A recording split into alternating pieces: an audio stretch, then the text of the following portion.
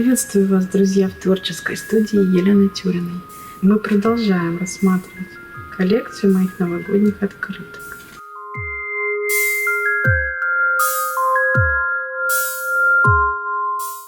Очень интересные открытки.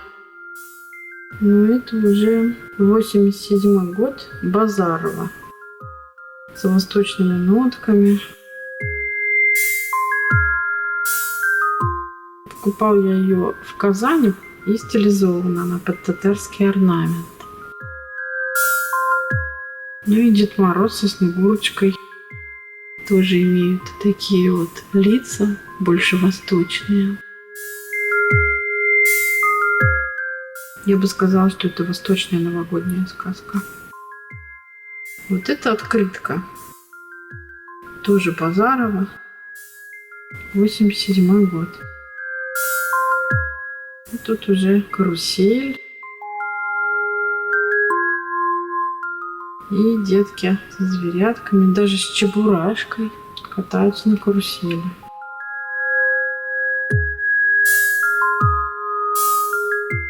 А вот Манилова иногда работал с Четвериковым. —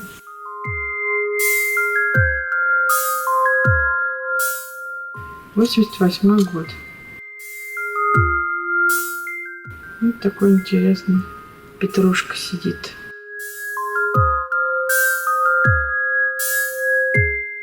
Приглашение на елку раньше вот такие выдавали.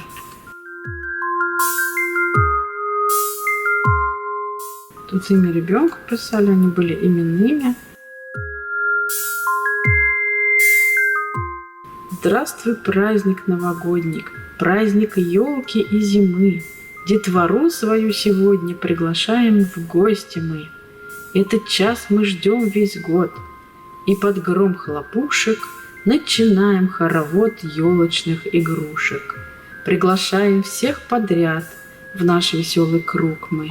Специально для ребят оживают куклы. Это в Казанском театре кукол было новогоднее представление и выдавали подарки по вот таким вот билетам, которые нам потом можно было сохранить на память. Отрезалось только чуть-чуть.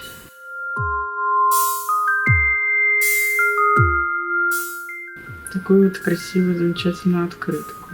84 год Манилова.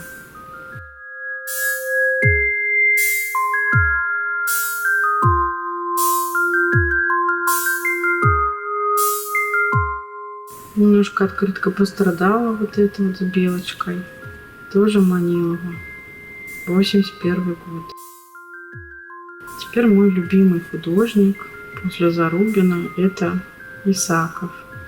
Открытка 88 года. Лисичка пробирается в заснеженном лесу. Исаков замечательно рисовал и птиц, и животных. У меня было очень много открыток, просто я их не могу сейчас найти пока. Вот его Снегири, 85 год.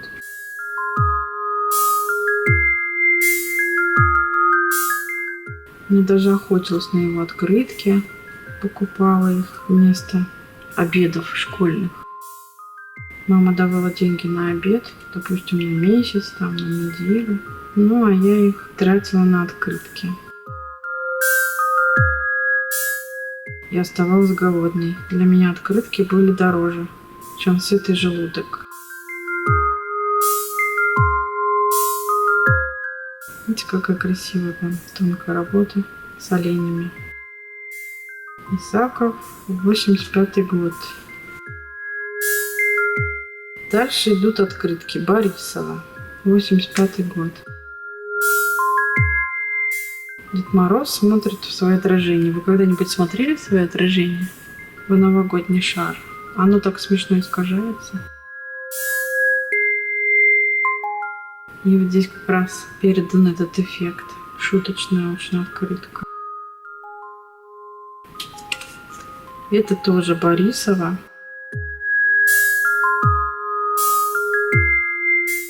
То ли 88 год. Тут очень трудно разглядеть. Давайте будем думать, что это 88 год. Смотрите, какая снегурочка. Открытка двойная. И подписанная.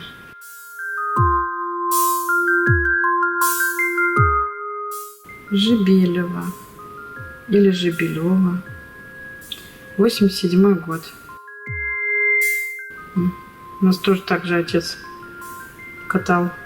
Мы привязывали санки, потом ледянки, потом маленькие санки. На маленькие санки мы сажали игрушки. Впереди сидела сестра, я позади сестры, и дальше уже шествовали наши игрушки. Вот такая вот замечательная открытка. Дед Мороз с Снегурочкой, дети встречают их. Жебелева или Жебелева. 87 год.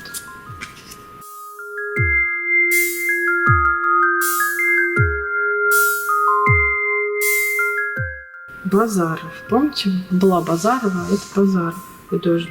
87 год. Сидит молодой Новый год и рябинкой кормит снегирей. Хотя снегири сами ягоды не клюют, а клюют только семечки этих ягод, плодов рябины. Открытка говорит, что о птицах нам не надо забывать.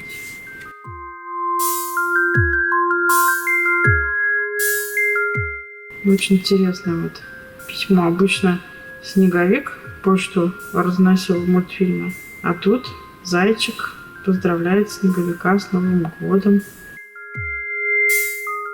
Ожегова, 1985 год. Дальше вот такая вот интересная открытка с воздушным шаром. У всех были разные версии, как же Дед Мороз доставляет подарки детям. 86 год. Мурахин, художник. Это опять пострадавшая открытка, у нее что-то с уголком случилось. Ну вот, о птичках даже не забывает снеговик. Дисюкевич, художник. Непонятно какого года открытка. А вот посмотрите, какой хитрый Дед Мороз. 5 минут до 12 осталось. Возможно, это в год коня. Уже тогда праздновали, наверное. Подкова на счастье. Только обычно говорят, подковы нужно вешать вверх, как чашу, чтобы счастье переполняло дом.